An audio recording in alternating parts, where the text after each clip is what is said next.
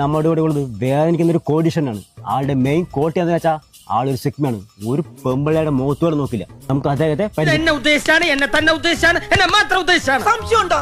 അതെ, വയറ്റിപ്പഴപ്പല്ലേ. ഇതൊക്കെ എന്തിനാ ഇവിടെ പറയണേ?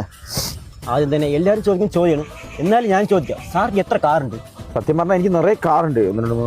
എനിക്ക് 21 പേരിലുള്ള കാരണം, സോറി വിരൽ മാറി 20 പേരിലുള്ള കാരണം ഞാൻ 20 കാർ എണ്ണിട്ടുള്ളൂ. അതിൽ ഇതൊരു നടക്ക് പോണ കേസല്ല, കൂടുതൽ കാറുണ്ട്. ഇപ്പൊ എന്റെ ഒരു 3 ഫേവറേറ്റ് കാർ ഞാൻ കൊണ്ടുവന്നിട്ടുണ്ട്. അത് നിങ്ങൾക്ക് വേണ്ടി ഞാൻ കാണിച്ചു തരാം. ഇതാണ്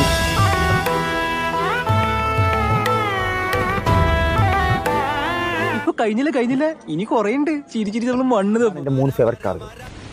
ഞാൻ തോറ്റു. സാർക്ക് ഒരു പെറ്റിണെന്ന് കേട്ടു, അതോടെ? ഞാൻ സിഗ്മയല്ലേ, ഞാൻ പിന്നെ ഇങ്ങനെ പെറും. എന്തൊക്കെയാണ് ചോദിക്കുന്നത്? അയ്യോ സാർ, അതല്ല, പെറ്റി പട്ടി പൂച്ച അങ്ങനത്തെ. ഓ, അങ്ങനെ മനസ്സിലാവണോ പറയണ്ടേ? ഡേ കിടക്കണോ എന്റെ പെറ്റ്. ഇവന് ഒരു സ്പെഷ്യൽ ബ്രീഡാണ്. ഇവനെ നമ്മൾ 4.5 കോടി കൊടുത്ത് വാങ്ങിയത്. ഇത് തന്നെ 300 കിലോ ഉണ്ട്. ഇവൻ കാണുമ്പോൾ ഇത്രേ ഉള്ളൂ, പക്ഷെ 300 കിലോ ഉണ്ട്.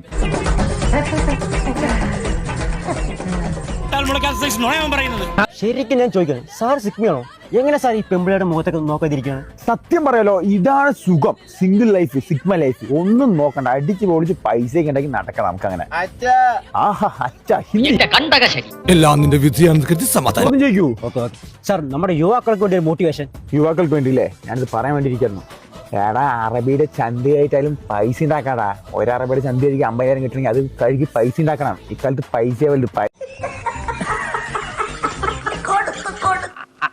അതല്ല ഉദ്ദേശം. ഞാൻ പോകുന്നു. Bye bye.